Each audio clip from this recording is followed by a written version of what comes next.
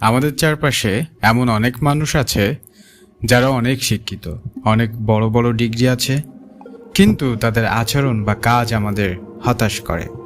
আবার আমরা অনেকেই সারাদিন শুধু টাকা আর ক্যারিয়ারের পিছনে ছুটছি, কিন্তু দিন শেষে মনের ভিতর কেমন যেন একটা খালি খালি ভাব কাজ করে।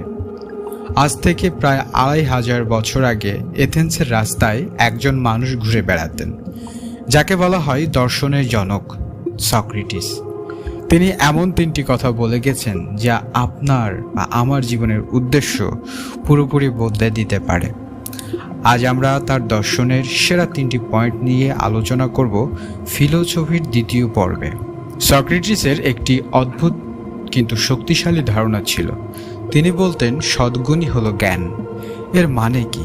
তিনি বিশ্বাস করতেন মানুষ যখন সত্যি বুঝতে পারে যে কোনটি সঠিক আর কোনটি ভুল, তখন সে কখনোই ভুল কাজটি করতে পারে না। আমরা যখন কোনো অন্যায় করি, সক্রেটিসের মতে সেটা আসলে আমাদের অজ্ঞতা।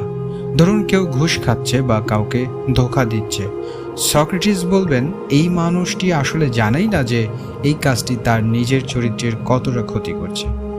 সে সাময়িক লাভ দেখছে, কিন্তু দীর্ঘমেয়াদী ক্ষতিটা সে দেখার মতো জ্ঞান রাখছে না। আমরা অনেক সময় বলি আমি তো জানি এটা খারাপ, তাও করছি। সক্রেটিস বলবেন আপনি আসলে মন থেকে জানেন না। যেদিন আপনি জানবেন যে রাগ করা বা অন্যের ক্ষতি করা বিষ পানের সমান, সেদিন থেকে আপনি আর রাগ করবেন না। তাই কেবল তথ্যের পেছনে না ছুটে প্রকৃত বোধ বা উইজডম অর্জনের চেষ্টা করুন। সক্রেটিসের দ্বিতীয় যে বিষয়টি নিয়ে আমরা কথা বলবো তা হলো আত্মার যত্ন নিন, শরীরের নয়।